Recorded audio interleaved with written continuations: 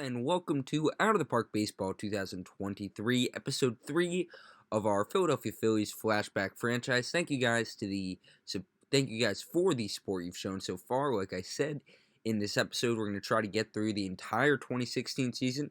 So let's drop in right here at the international free agent signing portion. We offered Victor Campion. I think he can be a good player for us. One thing when looking at these guys is that if it's a 20, it's probably not going to develop unless you have a guy that's got good adaptability and work ethic. So I think he could be able to develop this. Even if he doesn't, I like all the other stuff he's got. Line drive hitter.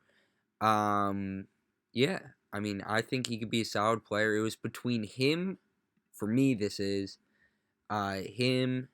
dude who's a beast, but I don't think we could get.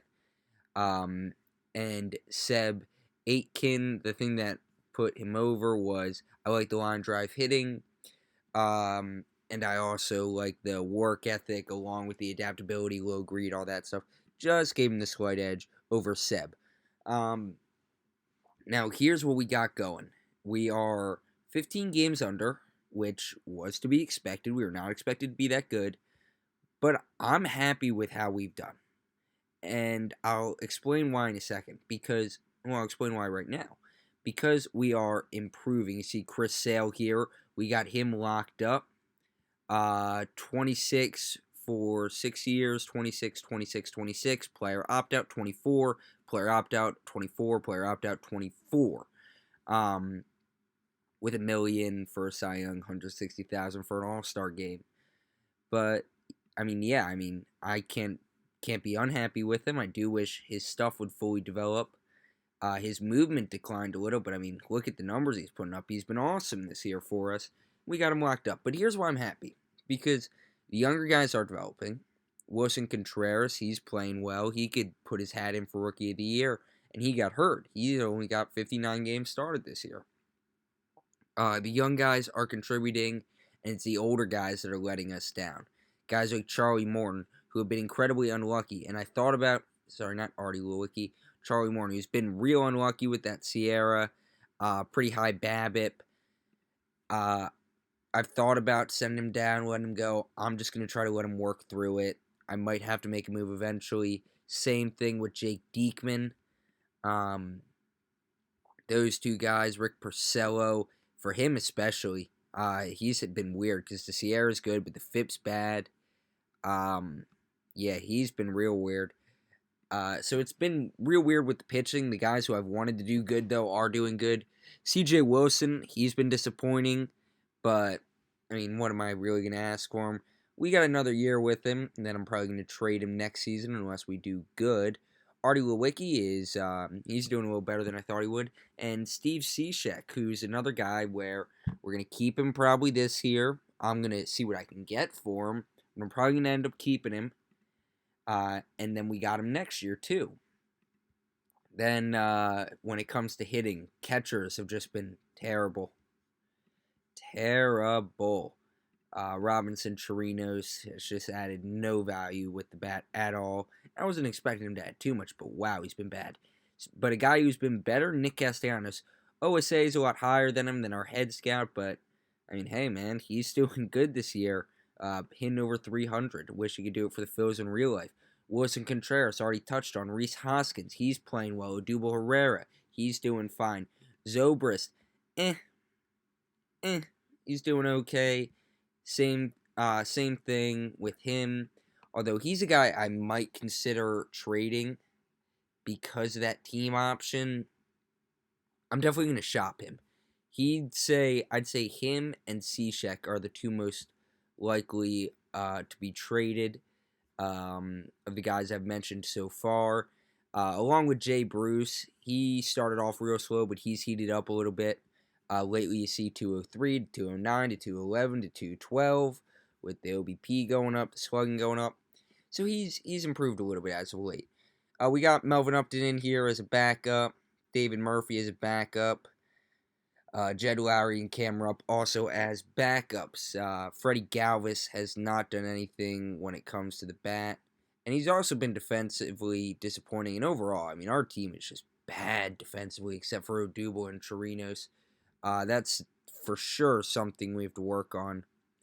Where are we at? Yeah, 14th, 14th, 15th. Which I did expect. I expected us to be really bad defensively just with the team put together, which could be a good thing about when Zobrist go. We could get a little bit of a better second baseman in there probably. Contreras is, he's fine in left. Castellanos is terrible at third base. Might want to just hide him at second base if I can. Herrera's good. But yeah, that's where we're at right now. I'm gonna go forward through today, see what happened with anything, nothing. I'll check back in at the All-Star break, see who made it, who didn't, and see if we got Campion or not. Been announced, and we got Victor Campion signed, so that's cool. But we did make a move before we check that. We traded for Gerardo Parra, a straight-up trade. My phone goes off. Gerardo Parra for Ben Zobrist. It made sense for both sides. Zobrist is going to be a high-quality utility guy for them. Gerardo Parra, he does a lot for us. He slots in to become our left fielder, and he adds some much-needed defense to our roster, because what we did was we now brought down Wilson Contreras to play third, and we kicked Nick Castellanos in to play second. So I do think it is a net positive defensively. Jay Bruce stays in right. Gerardo Parra, contract-wise, is a free agent at the end of this year, so that is something we're going to have to look in at. But again, Zobrist would be $10 million if we decided to keep him, and if we didn't, he'd be a free agent, same as Parra, and probably want more. So I'm okay with that. When it comes to the All-Star Prospects game for the United States, so that's how they do it here. I thought it was AL versus NL, but I guess it's U.S. versus the world. Corbin Burns made it for us, which is cool, along with David Bednar. First glance, anyone else? No. Then for the world, Edebre Ramos makes it. And that is it for us. So, 37-52. Once again, we are 15 games, which actually not same here because it'll be a save. Let's go to the trade deadline and see what happens. Who actually was in the All-Star game? I was wondering why the clip I filmed was so quick. But here we are. This is the AL going through. The National League for us, the Condor, Chris Sale, he's in there. Anyone else? Not yet. Not at all. I was hoping maybe Rhys Hoskins could sneak in there. Trade deadline has passed, though. And yeah, nothing really for us. We decided to keep it pretty just set where we were. Didn't make any move after Gerardo Parra and Zobrist. So this is the team we got. A check-in for us. Chris Sale has been everything we've wanted him to be and more. Aaron Nola, he's shown good improvement in year 2. C.J. Wilson has been bad. Morton's gotten a little better. And Lewicki, well, he might need some time back down in AAA. Steve Cishek, he's gotten worse. Luis Garcia has been way better than he should be. Tried to trade him, didn't get much value. Diekman, he might need some time down in AAA. Armstrong's been good. Gonzalez has been good, and Porcello has calmed it down a little bit. Still not great, though. If we look at the top players, Hoskins, man, he went on a tear. Now with 25 home runs this year, he's doing awesome. Castellanos, he's doing real good. Contreras, he's doing good. Herrera, he's heated up a little bit. Nick Williams, when he's played so far through 12 games, he's been good. Even Freddie Galvis giving us a little bit of value offensively, and not too much. And then there's Jay Bruce, Melvin Upton, and Robinson Chirinos. Upton in there right now against righties versus lefties. Nah, so they have Upton. I don't know why Williams is highlighted then. That's a little weird. But yeah, that's where we are during the trade deadline. If we look at stolen bases, who is it? Odubel, War is Castellanos, even with a -5 zone rating. How has Para done? Oh my God! I forgot to mention Para got injured. Oh man, I knew I forgot to tell you guys something. Yeah, Para was hitting pretty well. Let's check fielding stats. Zone rating there, yeah, there it is. For Philadelphia, of course, there's the negatives, but it's 2 games there, negative. Of course it is. What are you gonna do though, right? What are you gonna do? I'm gonna go to September call-ups, see where we are. Expect some more losing. Expect a little less winning than losing, and yeah, that'll be it. Well, it won't be it. Here we are, September call-ups. 59 and 74. That's not great, especially when I'm trying to get this series done as soon as possible with Out of the Park Baseball 24 coming out in 10 days. It's the 24th when it comes out, 14th here. All right, here's the stats right now. Chris Sale, he's killing it. Nola, he's doing fine. We called up Burns, called up White, C.J. Wilson down there, Cishek, Fernando Romero, Charlie Morton, trying to use him hopefully as a reliever, could help him out a little bit. Jared Eichhoff, he's coming up. All these guys, and then hitting wise, not too many moves.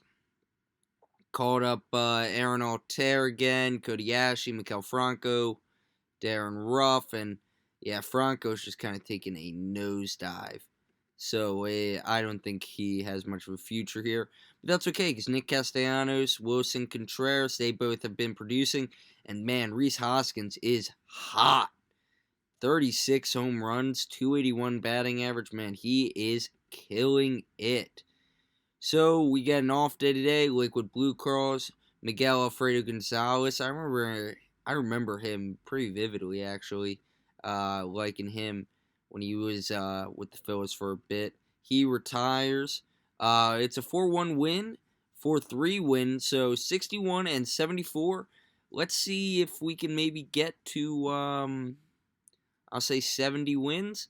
I'll check back at the end of the season. Hopefully we can. An end to the season. 79 and 83.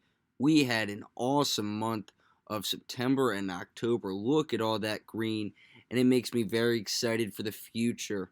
If we go into info, you see here we went 18 and 9 in September and 14 and 12 in August. So a real solid turnaround for the team. And overall, you take out April where we went 7 and 17. That's not a bad team right there. 13 and 15, 13 and 15, 12 and 15, 14 and 12, 18 and 9, 2 and 0. That's an above 500 team. So yeah, really, really exciting. If we look at pitching, Chris Sale, first year as a Philly. I'm hoping the talent change stuff can help us out here. Maybe get that movement up. But other than that, I mean, I'm super happy with the year he gave me. 249 Sierra, 329 FIP, was a 6-win pitcher. Real happy there. Aaron Nola, he's shown improvement. I'm happy overall. Burns didn't really pitch too much. Did real solid in the games he pitched in. Same thing can be said for Mitchell White. Happy with that one. C.J. Wilson, he had a better end of the season. We have him for next year, so hopefully he can give us something. We'll get up to Sutter McCollum in a minute. Brandon LeBrant, not too much sample size. Art Lewicki was disappointing. He had an okay start to the year, though. Rick Porcello, he was also disappointing. His contract's a 1-year deal. Depends on how much he wants. Stephen Gonzalez, he did not get much love from the talent change randomness, which stinks. Small sample size for Jared Eichhoff. Sean Armstrong, he's a fine guy to have in the pen. I'm happy with him. He did fine. Jake Diekman, he calmed it down a little bit here throughout the season. Had a real rough start. Sorry. Luis Garcia, he did fine this year. I'm happy with him. Charlie Morton, he did a little better when he was in the pen. So, yeah, I mean, again, will I bring him back? Maybe, probably not. God. Then we go up. Fernando Romero, small sample size, did fine in the sample size. Real great start for Steve Cishek, but he slowed down near the end of the year. We have him for one more year. And then look at this right here. Sutter McCollin, he got a big boost from the talent change randomness. I got a email for him. I'm like, oh my goodness, all his ratings just boosted up, and he showed it by the end of the season. He was pitching well. Now, speaking of guys who finished the season well, Wilson Contreras, man, look at him. He got his batting average up to 300. We look at what he did in September. He hit 386 in the month of September. Oh my goodness, man. Have yourself a month. He won Rookie of the Month for that month. And 30 home runs in 140 games, 300 batting average. That's Rookie of the Year material right there. Wouldn't be surprised if he wins it. Let's go through positions, though. Odubel Herrera is a center fielder. Where do I do? Right. Versus right-handed pitching. Robinson Chirinos, he did a little better by the end of the year. I'll re-sign him. He's an arbitration guy, so I'll definitely bring him back. Camera up, purely backup. He did fine. Rhys Hoskins, man, big year, but I am of the opinion that it's one of two things.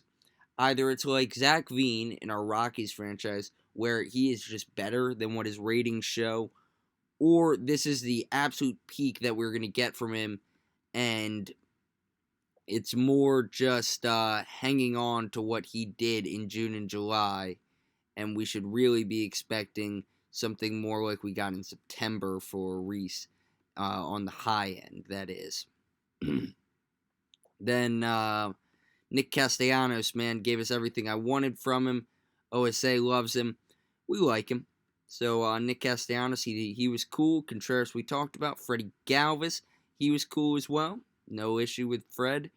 Gerardo Parra, again, a short sample size for us. Did well to bat for average. Not really on base, though. If he wants cheap money, maybe. How did he defend is the real question. So he got it a little better by the end. Odubel Herrera, very happy with his season. He is going to be a cornerstone of this roster. Jay Bruce will not be a cornerstone of this roster. He did not do that well this year. B.J. Upton backing him up. He did fine. And David Murphy also did fine as a backup. If we look at team stats, we were just around average offensively, a little below average pitching-wise. And again, defense, we need to keep trying to improve that. Now, that'll be the end of this episode. Next episode, I'd like to probably do the off-season and maybe some of the regular season. I don't know. And then after that, I'd like to finish the regular season, and if we can make the playoffs, hopefully that too. So that'll do it for this episode. I will hopefully be able to be back tomorrow. See you then.